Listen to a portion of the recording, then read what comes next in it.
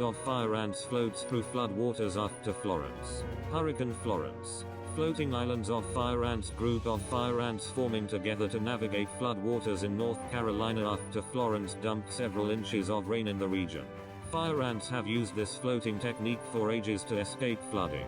They can typically form an island in less than 2 minutes. If the water rises, they kind of all grab a hold of each other, and they can do this for several days, until they reach higher ground, Davis said.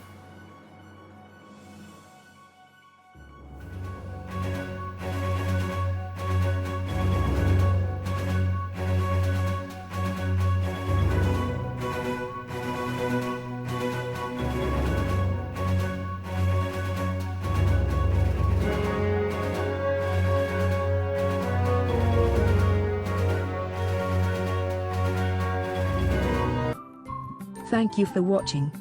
Please subscribe to us on YouTube. If you like, donate to us, visit home on the page PayPal.